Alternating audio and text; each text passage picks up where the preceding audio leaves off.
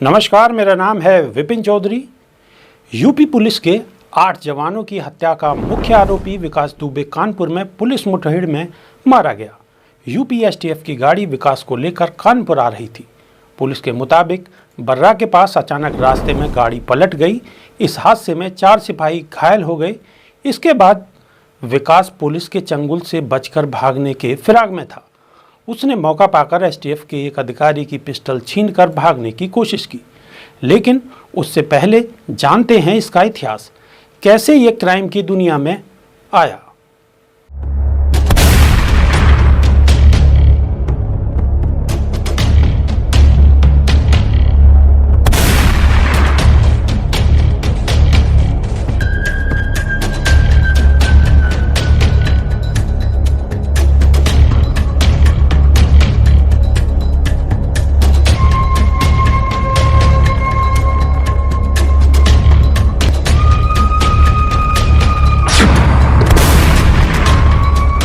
विकास दुबे खुद को सिर्फ गुनाहों की दुनिया तक सीमित नहीं रखना चाहता था, बल्कि सियासी गलियारों में भी दखल रखता था।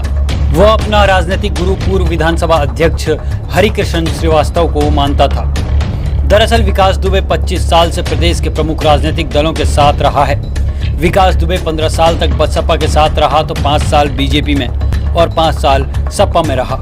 पंचायत चुनाव के दौरान उसे बसपा से समर्थन मिला था, जबकि उसकी पत्नी को चुनाव में सपा का समर्थन हासिल रहा था। शायद इसलिए कोई भी दल विकास दुबे के खिलाफ खुलकर बोलने में संकोच कर रहा है। विकास दुबे कहता था कि मैं अपराधी नहीं हूँ, मेरी जंग राजनीतिक वर्चस्व की जंग है और ये मरते दम तक जारी रहेगी। शायद इसलिए ही कोई भी दल कुछ बोलने से बच रहा है। सन 2000 में राजनाथ सिंह यूपी के सीएम बने तो उन्होंने संतोष शुक्ला को दर्जा प्राप्त राज्य मंत्री बनाया, लेकिन सियासी रंजिश में 11 नवंबर 2001 को कानपुर के थाना शिवली के अंदर गोली मारकर उनकी हत्या कर दी गई। संतोष शुक्ला की हत्या में विकास दुबे का नाम आया था, लेकिन कोर्ट से बरी हो गया था। दरअसल अपराध की दुनिया में नाम कमाने के बाद विकास दुबे की दहशत का आलम यह था कि किसी भी चुनाव में वह जिस पार्टी या उम्मीदवार को समर्थन देता था, पूरे गांव वाले उसे ही वोट देते थे। यही एक बड़ी वजह रही कि चुनाव के वक्त इन गांवों में वोट पाने के लिए सपा, बसपा और भाजपा के कुछ नेता उनके संपर्क में रहते थे। यह उसकी दहशत का ही नतीजा था कि विकास दुबे 15 सालों से जिला पंचायत सदस्य के पद पर कब्जा बनाए हुआ था। विकास दुबे उर्फ पंडित जी, जो कक्षा 8 तक पढ़ा था, 17 साल की उम्र में ही क्राइम की दुनिया में उतर गया था। उसने पहला मर्डर अपने ही गांव के सोनेलाल को गोली मारकर किया था। बाद के दिनों में विकास ने जमीन के लिए अपने ही गुरु को मौत के घाट उतार दिया था। साल 2000 तारीख 11 नवंबर को विकास ने अपने गुरु सिद्धेश्वर पांडे को सीने पर कई गोली मारकर मौत के घाट उतार दिया था। देखिए इस रिपोर्ट में।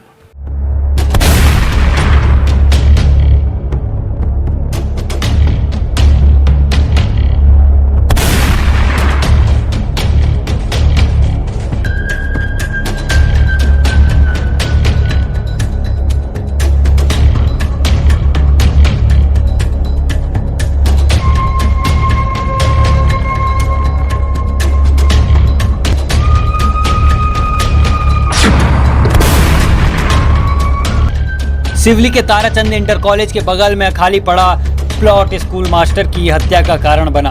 विकास हर किसी को खरीद सकने की क्षमता रखता है। विकास का छोटा भाई जब तब सिवली में बनी दुकानों से किराया वसूलने आता था। इसके अलावा ताराचंद इंटर कॉलेज की खाली जमीन पर अभी भी विकास के गुर्गों का कब्जा है। यहाँ के दुकानदार विकास के गुर्गों को खुद जाकर हफ्ता देते हैं। कोर्ट के सामने सस्ती थी विकास की कचहरी। जी हाँ, 2001 में संतोष शुक्ला हत्याकांड को अंजाम देने के बाद विकास 5 साल तक कानपुर देहात की कोर्ट में पेशी के लिए आता जाता रहा। कोर्ट परिसर के बाहर ही उसकी खुद की कचहरी सजा करती थी। किसी मिनिस्टर से मुलाकात करने जैसी लाइन लगती थी। उसके रुतबे को देखकर पुलिस भी उससे अपराधी जैसा व्यवहार करने से घबराती थी। कहा जाता है कि गाँव के हर 5 की भीड़ में 2 आदमी विकास के होते थे, जो उसके लिए जान देते और ले सकते थे। विकास पर 71 मुकदमे हैं।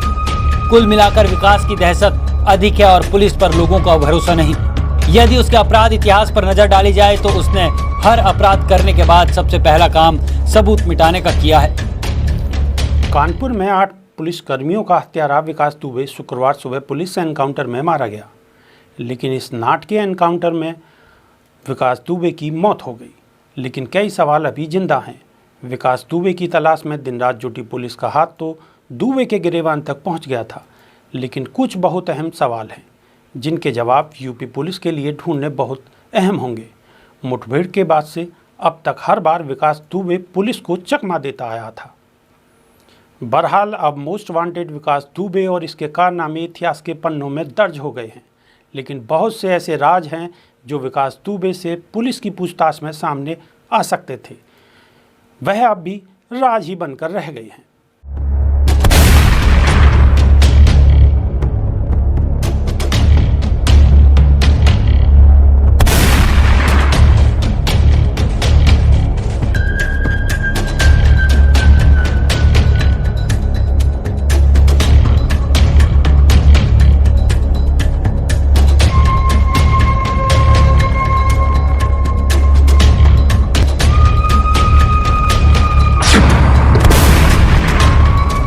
पुलिस की छापेमारी से पहले विकास दुबे को किसने दी थी जानकारी?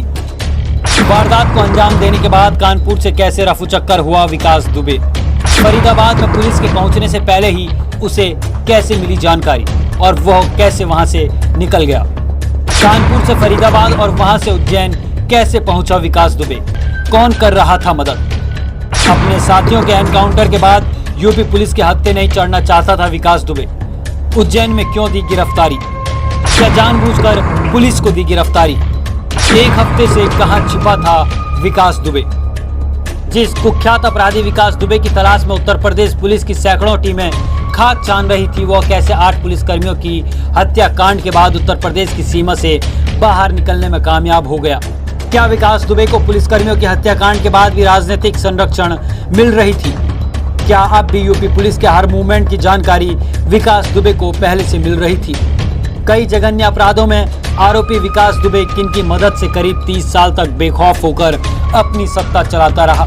यह कुछ ऐसे सवाल हैं जिनके जवाब मोस्ट वांटेड विकास दुबे के कफन में जाने के साथ दफन हो गए हैं। सबसे बड़ा सवाल, अपराधी विकास दुबे उज्जैन के महाकाल मंदिर में अपनी गिरफ्तारी के बाद खुद चिल्ला चिल्ला कर बता रहा था कि मैं विकास दुबे हूँ, कानपुर वाला।